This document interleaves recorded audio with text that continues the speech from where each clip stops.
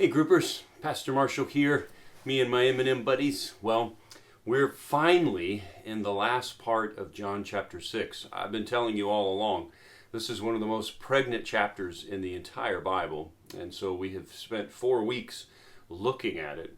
Before we talk about chapter 6, try to get you talking. I hope that you'll be willing to share. This is some transparency. But what has been your response to COVID? Have you been very, very concerned? Have you been somewhat concerned, or have you been not concerned at all?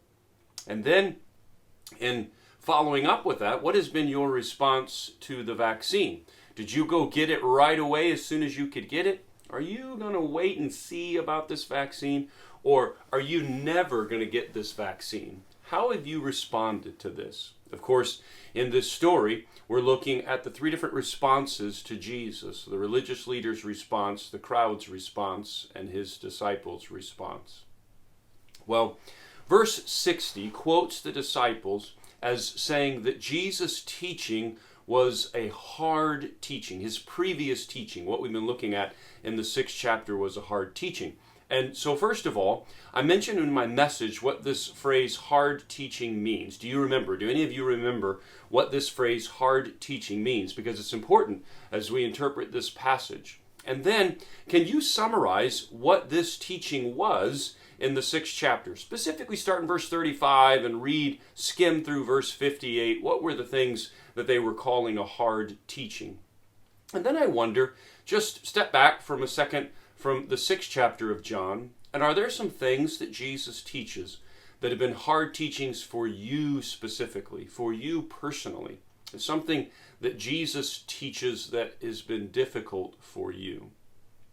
Well, I made a list of 4 things that they were having trouble with in this passage. See if you can come up with these 4 things. First, look at verse 26 and 30 and 31. There's a thing there.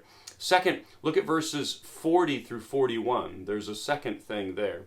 Third, look at verse 32 and following. There's a third thing there. And then finally, look at verse 54 and following, and there's a fourth thing that I came up with there. These 4 major objections, hard teachings of Jesus. Do you think that Jesus could be talking about the cross in verse 62? Reread verse 62. And do you think it's possible that Jesus is talking about the cross?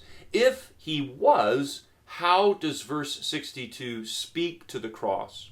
And then flip to Isaiah chapter 52, verse 13. Isaiah 52, 13. And just let that add to this conversation about where Jesus is headed.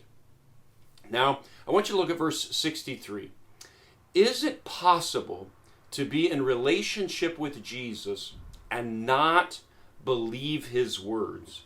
Is it possible to be in a relationship with Jesus and not know his words?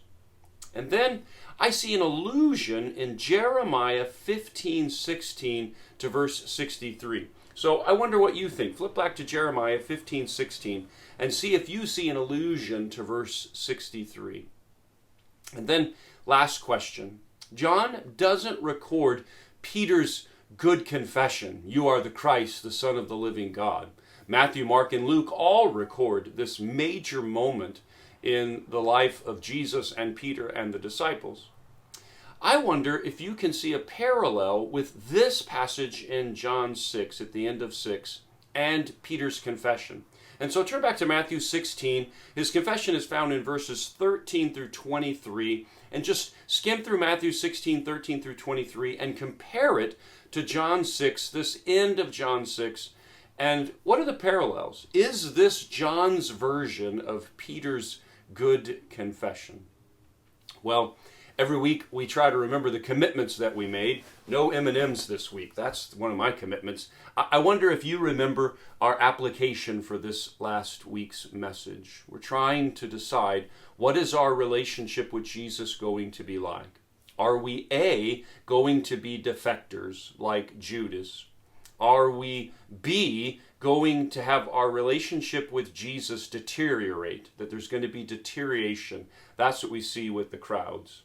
Or 3, Well, we decide that we are sticking with Jesus no matter what he says, no matter what he does, because he is the God-man, and we're determined, that's the third response, to be with Jesus no matter what. Well, I hope that you have a good group, and I look forward to seeing you this next Sunday as we dig into chapter 7. God bless.